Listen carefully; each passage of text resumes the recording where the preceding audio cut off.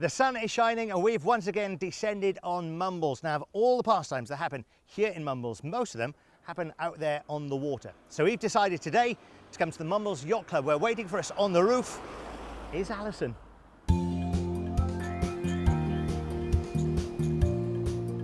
Alison, you have got, I think, the best view in Swansea here at the moment, haven't you? Well, we think so too. It's absolutely fabulous. Swansea, also known as the Bay of Naples. What more can we say? Isn't it weird? I mean, down on floor level, all of us have walked that hundreds, thousands of times possibly. Yeah. From here, just at a slight elevation, it looks completely different, doesn't it? It's absolutely fabulous, and when you're sat here on a summer's afternoon, you don't notice the road outside, you actually feel as if you're on the water or part of it, and then you actually do get to go and do that. So yeah. It's, yeah, absolutely great. And from this elevation, the bay looks like a giant lake almost. It's a giant lake that, when it's like this, is a lake, yeah. And then somebody pulls the plug out. We've got the second biggest tide differential in the world, so literally the water just disappears, well, almost as far as the pier. So first of all, how did it all start? Sailing's been happening, we can trace records of sailing happening in Swansea Bay for probably 200 years. That's not as long as this club has been here, but there's been sailing going on for that length of time. This club will be 80 years old next year, so we're coming up to being an octogenarian. Didn't have a premises at that time, so the initial meeting was called in the back room of the Pilot. And then in 1959, I think it is, the actual club itself was built. Not the entirety of it, it was just the half that's behind me there. And then a further extension put on sort of about 20 years after that to sort of cater for the growing demand in the area and just more people doing more sailing or enjoying the vista. To have a backdrop like this must be amazing for the sailing events. It's absolutely great, because when we try and attract regattas, we don't really have to do much marketing. Once people have been here once, they're asking when the next event is, when can they take part, and that's great, because that's not just great for the club, it's great for the economy of Mumbles as well. The restaurants and pubs, you know, so they all pitch in and get involved and reap the benefits of increased tourism. And you do racing on the bay even now, don't you? We do. Throughout the summer? Throughout the summer, we race actually sort of all year. Obviously the weather can be a little bit more inclement in winter and the light, so we tend to race every other week in the winter. Fabulous way to actually end a stressful working day. Just get out there, yeah. Take all that sort of frustration out by trying to sort of beat your mate. Am I right in saying that you manage some races yourself? I do race management. There's 3 or 4 of us in the club who are qualified or semi-qualified race officers rather. And we sort of run races at the club, but we also go away and help run regattas at other clubs around the UK as well. Apart from the race officers, we've actually also got 2 or 3 other people who, believe it or not, are actually known on the world stage for their contribution to race management. We've got people who do mark laying at Olympic and world level, safety cover, and the founder of Sailwave, Colin Jenkins. That's the well-known, worldwide used scoring software, originates from this club. It's a big deal, this, isn't it? It's huge. We're very special. Absolutely. Or at least we like to think so. Are you open to members as well? Or is it a closed membership here? It's a members club, but we're always looking for new members, whether those members actually want to learn to sail, because apart from doing the racing, we do lessons. We start off with children from as young as 8-year-old, and I think, well, maybe I shouldn't say the age of the eldest beginner, but let's put it this way, he was no longer working. Okay. Let us know if you want to come and have lessons. We're here to help and embrace the sport. And on weather like this, that would be perfect, wouldn't it? Yes. Up here, tall tales in the sunshine after racing, absolutely great. Alison, great to speak to you. Pleasure. Thank you.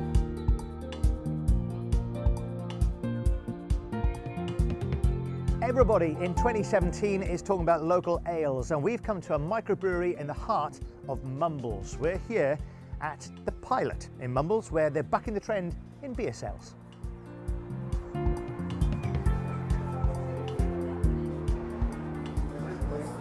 Joe is with us as well, and Richard, the landlady and the landlord, and this pub is great, isn't it?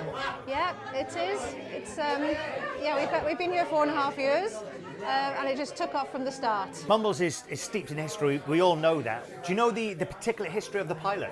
Yes, it was opened in 1849 by a pilot He sailed the pilot cutters, and yeah, he opened this as a pub. We grew up down here, and for years, obviously the Mumbles Mile was going, the place was really popular, but I think as a lot of people moved to Wine Street and the uplands, and Mumbles kind of died a bit of a death, and this pub was actually shut for about a year before we bought it, and it was in a really sad state. It was kind of a bit mouldy, and the carpet was gone, there was pink cladding on the bar. So we had quite a lot of work to actually get it up and running again. But we did have a bit of a vision in our minds. Around the windows there was bench seating, small mullion windows so you couldn't actually see out and see the sea. And one of the main features of this pub is the view out the window. Amazing. So we put a shelf around the edge, high stools, got new windows put in, so now people can actually sit and look out at the stunning view, which is phenomenal. Yeah, it's a lovely, lovely spot. Yeah. So Rich, let's pull you in here for a second as well. We've got a couple of beers here, and these are produced here on site. Yeah, we brew our own beer. We've got a 2.5 barrel plant, which means we brew 700 pints each time we brew. And you're opening up another plant in the marina soon, aren't you? Yeah, we bought another place, fantastic location, similar to the pilot, but more boats going back and forth, so the location's brilliant. And we're going to put a little brewery in the bottom of that and a tap house at the top. So yeah, it's going to be really, really good. Tell us about these ones, because that's the popular gold blend, isn't it? We've diversified recently into keg beer. So we got on cask at the moment, we got Gold, which is our biggest seller, Black Storm, which is our stout, which sells really well. But we also do some keg in beer as well. So this is one of our beers called Revolver, which is a hoppy beer. And kegging, what does it, you gas the beer up so it's gassy like a lager and chilled down like a lager. So it's really refreshing for the summer. And then we've got a porter then, which is again our own beer. But we've used coffee from Square Peg and Sketty. So it's all very local, isn't it? And it's very, very good. It's very good. And are there any plans to bottle it or to can it? We're not doing bottling. Bottling's a bit old hat now. In the craft beer world, everyone's getting into canning. So we've done some little canning runs with a mobile canner. And this month we expect to get our own canning machine. If you see the can on the shelf, you think, I've got to have some of that. And then when you open it and drink it, the beer lives up to the design on the can. So it's going to take us a long way, I think. Do you do any flavours at any other times of the year as well, like Christmas? Do you do pudding flavour or anything like that? Every Christmas we take one of our regular beers and make it really strong. The first time we did Nuclear Winter. Nice. Which was 7.5%, I think, and people still talk about it now. Yeah. Recently we did a Wrecker beer, which is 5% normally. We did a Christmas Wrecker, and I think that wrecked a couple of Christmases for some people. The amount of craft beer in the market is something like 1%. So the growth we can have in this sector of the market is all there to be had. So yeah, I can see it go from strength to strength. You've had a very special guest here at the pilot as well, haven't you? We're all special guests that we get in here. No, we had Prince Albert pay us a visit a couple of years ago, and he asked for a brewery tour. So we did that, got him in there. Joe was dying to get a picture with him, so we got a picture on the wall. So I did a little brewery tour with him, which he loved. But I spilt some beer on his shoes, and he didn't really mind. So yeah, he's a really great guy, and it was a bit of surreal night that was. I mean, it's a great place if you're coming down here to have a walk along the prom on a day like today, just calling you for a nice cool beer, lager or soft drink even. It's a great place to be, isn't it? It is, yes. We get a lot of locals. We get this time of night, we get a really good local crowd coming every day of the week, every week of the year. Your career took a major turn though, didn't it? I mean, have you always wanted to be a landlady? No, I was a pharmacist. I worked for Boots for 30 years.